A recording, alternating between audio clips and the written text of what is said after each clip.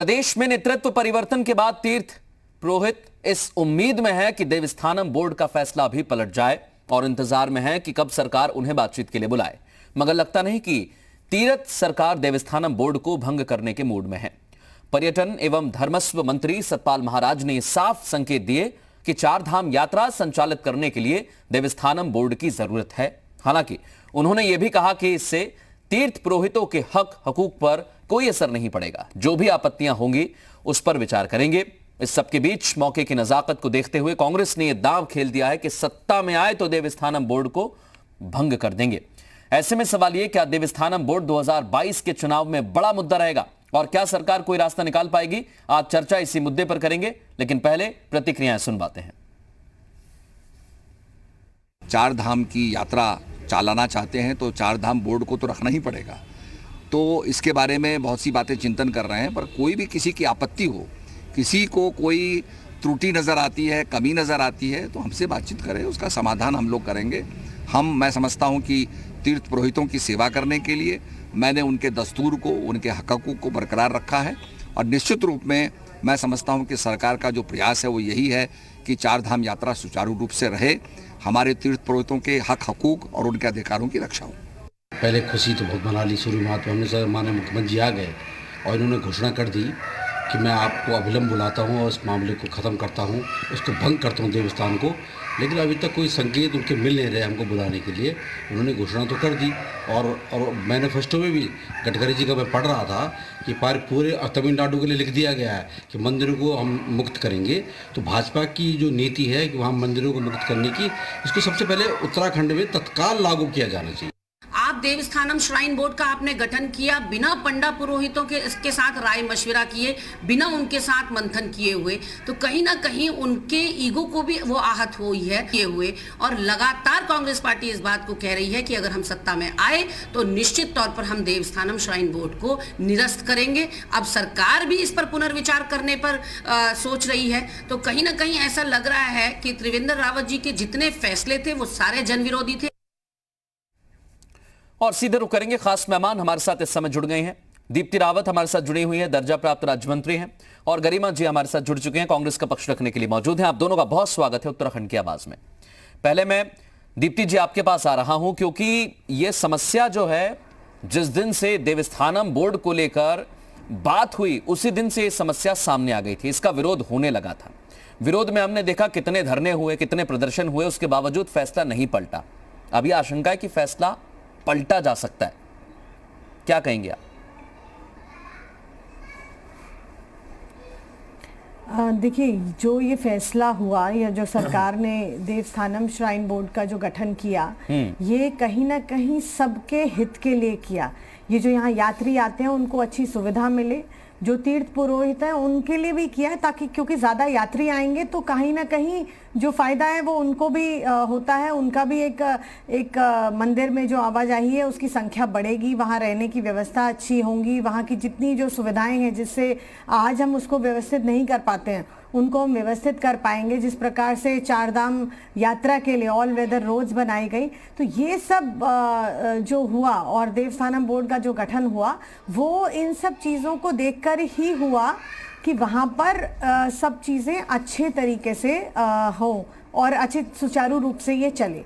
लेकिन ये कहना कि हर चीज़ का कोई बदलाव हो रहा है तो ऐसा नहीं है, लेकिन जो जनभावना है जो उसका ज़रूर ध्यान में रखना उसको ज़रूरी है। ऐसा नहीं है कि उसको वो ध्यान में नहीं है। और जितने हमारे जो तीर्थ पुरोहित हैं उनके जो हक हकूक हैं उनको वहीं पर वैसा ही रखा जाएगा। उनका कोई उनसे वो जो उनका जो हक है वो नहीं छीना जाएगा, उनके पास रहेगा। ये उनको आश्वस्त कराने की आज ज़रूरत है बस। बाकी तो मुझे लगता नहीं कि इसमें किसी को भी कोई और ज़्यादा इसमें समस्या होनी चाहिए। लेकिन आप ही की पार्टी के अंदर से कई मर्तबा आवाज उठी है दीप्ति जी, वो भी सरकार के फेवर में। आप ही की पार्टी के बड़े नेता हैं, वो भी इस मामले को लेकर आवाज उठाते रहे। उनका कहना है कि ऐसी क्या बड़ी वजह है कि सिर्फ हिंदू जो मंदिर हैं उन्हें ही कंट्रोल किया जाएगा, जो धार्मिक स्थान है उन्हें ही कंट्रोल किया जाएगा, बाकी धर्म के भी हैं। उनका ये तर्क है। देखिए, ऐसे ये क्या है कि मैं आपसे यहाँ पार्टी की बात नहीं हो रही है, अभी सरकार की बात हो रही है, क्योंकि जो पार्टी का डिसीजन है वो एक अलग निर्णय है। पार्टी ने इस पे कोई तय नहीं किया है कि हम पूरे देश भर में कोई एक ही कानून लागू करने वाले हैं, ऐसा कोई डिसीजन नहीं है। ये कानून सरकार द्वारा लागू किया गया है, तो सरकार द्वारा लागू किया गया है, उसमें कई लोगों के मतभेद हो सकते हैं। कई हमारी और भी जुड़ी हुई हमारी संस्थाएं हैं, हमारी और संगठन हैं जो इसके फेवर में हो सकते हैं, कुछ हैं जो इसके फेवर में नहीं हो सकते हैं। लेकिन ये जनता को देखते हुए और सरकार का ये निर्णय था कि ये देवस्थानम बोर्ड श्राइन बोर्ड बने, जिस प्रकार दीप्ति जी, एक छोटा सवाल मेरा और है कि साईं बाबा, मैं गरिमा जी को भी चर्चा में ले आता हूं, फिर आपसे सवाल करूंगा। जिस प्रकार से वैष्णो देवी श्राइन बोर्ड काम करता है। बिल्कुल बिल्कुल मैडम, बहुत सारे श्राइन बोर्ड हैं, बहुत सारे ऐसे बोर्ड हैं जिनका जो मंदिरों को अपने अधीन कर लेते हैं, नियंत्रण जो मंदिरों का रहता है वो उन बोर्ड्स के पास चला जाता है और अब सरकार के पास आ जाएगा अगर हम देवस्थानम बोर्ड की बात करें तो उसके मुताबिक। लेकिन गरिमा जी, इस फैसले को लेकर लगातार आप भी विरोध कर रही हैं। दीप्ति जी कह रही हैं कि इससे तो तीर्थ पुरोहितों का भला होगा, फिर दिक्कत क्या है? तो दीप्ति जी को ये बात तो तीरथ सिंह रावत जी को समझानी चाहिए जो इस पर पुनर्विचार कर रहे हैं इसके गठन पर। ये गरिमा जी को समझाने से क्या होगा? देखिए, श्राइन बोर्ड का गठन किया त्रिवेंद्र रावत जी ने, जो दीप्ति जी के मुख्यमंत्री थे। अब उस पर पुनर्विचार, उसको स्क्रैप करने की बात कह रहे हैं तीरथ सिंह रावत जी, जो दीप्ति जी के मुख्यमंत्री जी हैं। आपके मुख्यमंत्री नहीं है क्या? कांग्रेस पार्टी बीच में कहां से आ गई? कांग्रेस पार्टी ने अपना स्टैंड क्लियर कर दिया। हमने कहा हम सत्ता में आएंगे, हम देवस्थानम श्राइन बोर्ड को स्क्रैप करेंगे, इसको हम निरस्त करेंगे। मुझे पूरी चर्चा में अभी तक 6 मिनट या 7 मिनट दीप्ति जी ने बोला, इनका स्टैंड क्लियर नहीं हो पाया कि is she with the shrine board और she is opposing the shrine board. ये अगेंस्ट है या प्रो है? ये तो ये बताएं कि ये त्रिवेंद्र रावत जी के साथ है जो इसको अपना ऐतिहासिक कदम बता रहे हैं। त्रिवेंद्र रावत जी की जितनी भी आप किताबें निकाल लीजिए, इनकी एक मासिक पत्रिका छपती थी उपलब्धियों की, विकास कार्यों की।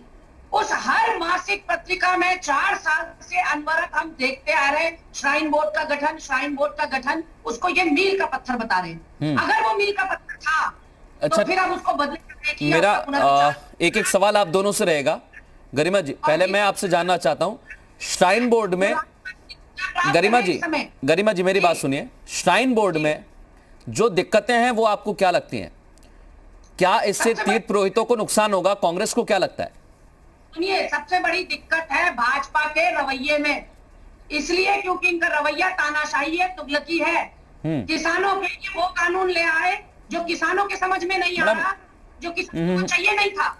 नहीं, गरिमा जी, मैं सिर्फ मूल मुद्दे पर रहना चाहता हूं। आप किसान बिल की बात करेंगे, फिर हम 3 बिल पर चर्चा करेंगे। देवस्थानम बोर्ड से दिक्कत क्या आ सकती है तीर्थ पुरोहितों को? तीर्थ पुरोहितों को यह दिक्कत आएगी, उनके हक हकूकों पर डाका डलेगा। उनकी जो बहुत सारी वहां जमीनें हैं उस पर कहीं ना कहीं उसको खुर्द-बुर्द करने की सरकार की नियत है। और तीसरी बात, आपने देवस्थानम श्राइन बोर्ड का जो गठन हुआ है, बोर्ड बना है, उसमें 12 से 13 आपने अधिकारी रख दिए। क्या जरूरत थी आपको? 12 से 13 अधिकारी, मतलब भ्रष्टाचार वहां पर भी व्याप्त रहेगा, मलाई वो भी खाएंगे वहां। करोड़ों का चंदा चढ़ता है, करोड़ों का वहां पर दान पुण्य का काम होता है हमारे चारों धामों में। उस पर कहीं ना कहीं गिद्ध दृष्टि है सरकार की। सीधा सीधे इल्जाम लगा रही हूँ कि जो दान वहां पर चढ़ता है उस पर सरकार की गिद्ध दृष्टि है, और उसकी जो अपनी जमीन जायदाद है उसको भी कहीं ना कहीं खुर्द-बुर्द करना है।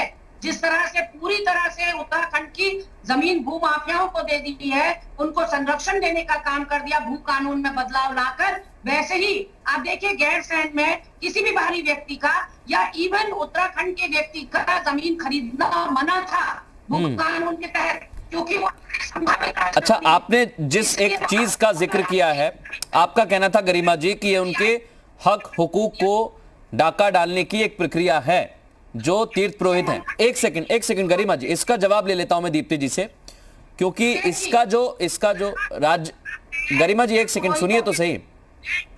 क्यों नहीं किया इसको? एक सेकंड गरिमा जी, एक सेकंड। मेन मुद्दा जो है, आपने कहा कि डाका डालने की कोशिश है। मेरा दीप्ति जी आपसे यह सवाल है कि राज्य का मुख्यमंत्री इसका अध्यक्ष होगा, तो गरिमा जी की शिकायत यह है कि डाका डालने की कोशिश है, अधिकारियों को आपने क्यों लिया? नंबर 1। दूसरा ये कि भ्रष्टाचार बढ़ेगा।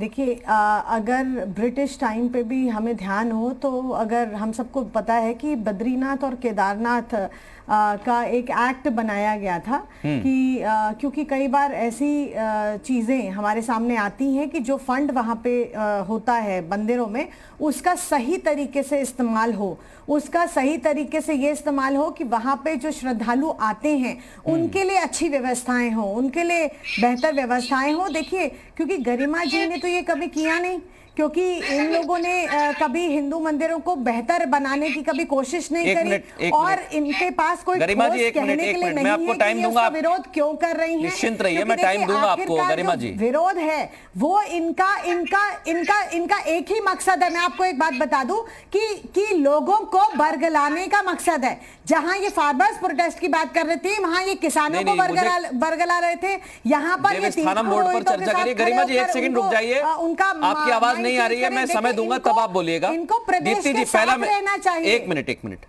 आपने मैडम चार धाम के जो कुछ मंदिर हैं उसके अलावा भी कुछ अन्य मंदिर हैं उनको अपने नियंत्रण में ले लिया है और आपका कहना है कि इससे यात्रियों को जो सुविधा होगी वो बढ़ेगी। तो क्या यही एकमात्र कारण था यात्रियों को सुविधा देने का कि मंदिर को अपने नियंत्रण में ले लिया जाए, और कोई कारण नहीं था या और कोई तरीका नहीं था?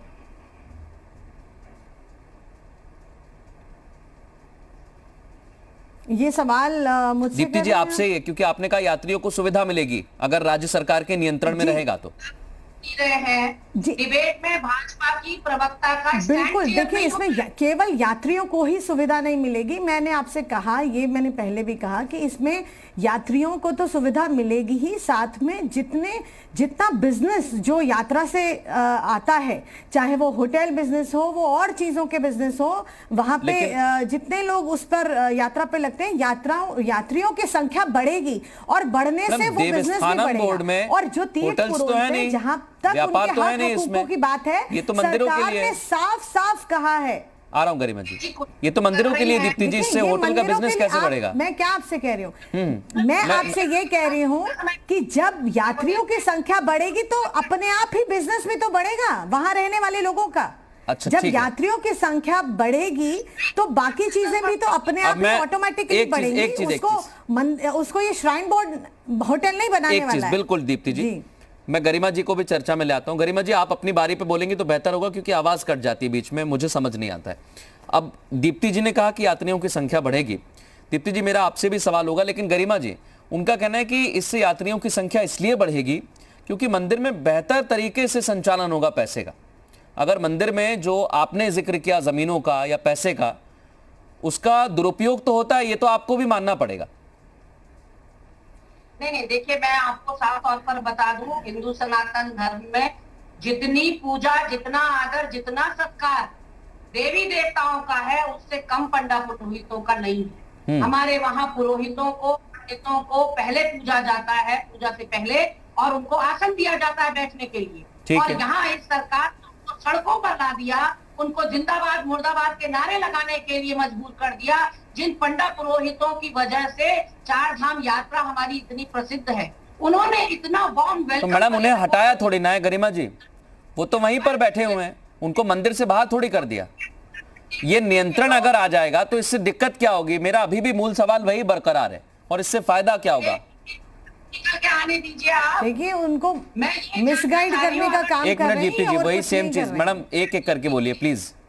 गरिमा जी कहिए। अगर की बड़ी सपोर्टर है देवस्थानम श्राइन बोर्ड की, तो मेरा निवेदन है कि तीरथ सिंह रावत से मना करिए, वो पुनर्विचार कर रहे हैं भाई इस पे। सतपाल महाराज पुनर्विचार। ये पुनर्विचार हो रहा है। दीप्ति जी, अब मेरा आपसे सवाल है, देवस्थानम बोर्ड में दो तीन बड़ी बड़ी चीजें हैं। गरिमा जी कह रही हैं कि आप अपने मुख्यमंत्री से कहिए, वो पुनर्विचार कर रहे हैं इस पर। देखिए, जो इनकी गलतफहमी है वो मैं तो दूर कर नहीं सकती है, खुद ही जानकारी इनको बहुत ज्यादा है, मुझसे ज्यादा जानकारी है कि वो पुनर्विचार कर रहे हैं और शायद हो सकता है और भी कुछ बड़े चीजें कर लें। देखिए, मैंने आपसे पहले ही कहा कि यहाँ पर जो जन भावनाएं हैं उनको हमेशा प्रायोरिटी दी जाती है भारतीय जनता पार्टी की सरकार में, और आज भी हमारे मुख्यमंत्री ऐसे ही हैं। अगर तीर्थ पुरोहितों की कोई ऐसी उनके हक हकूकों को लेकर अगर कुछ ऐसी चीज है जो उन्हें लगता है कि गलत है, वो चीज वहां पे ऐड होनी चाहिए, कोई चीज हटनी चाहिए उसके नियम से, तो वो जरूर होगी। उसमें अगर कोई अमेंडमेंट होना है तो जरूर होगा। तो इस पर तो अगर ऐसा कुछ जन भावना को लेकर अगर कोई चीज है तो कोई हम जनता के विरोध में तो कुछ काम करते ना हम करते हैं, ना कोई ऐसे हम लॉ बनाते हैं। तो अगर उनको ऐसा लगता है कि कोई चीजें उनके हक में नहीं है और कुछ चीज अगर खराब है तो वो जरूर सरकार के पास अपना एक डेलीगेशन आएंगे, भेजेंगे, और उसके बाद उस पर देखते हैं कि अगर कुछ अमेंडमेंट हो सकता है तो जरूर करेंगे। मुख्यमंत्री जी उसको जरूर अपने ध्यान में रखेंगे। लेकिन इस पर यह कहना कि पहले मुख्यमंत्री या दूसरे मुख्यमंत्री, और मुझे लगता है मुख्यमंत्री हम पूरे प्रदेश के मुख्यमंत्री हैं, केवल मैं यहाँ पर बैठी हूँ या भारतीय जनता पार्टी के वो तो मैंने भी बोल दिया। दीप्ति जी, कहना कभी मेरा आपसे देवस्थानम बोर्ड को लेकर एक और सवाल है, क्योंकि आपने कहा था कि यात्रियों की संख्या बढ़ेगी, लेकिन जो पंडा पुरोहित हैं, तीर्थ पुरोहित हैं, वो इससे नाराज हैं। उनका कहना है कि सरकार अपने नियंत्रण में ले लेगी तो मंदिर का संचालन जैसा होता आया है सालों साल वैसा नहीं हो पाएगा।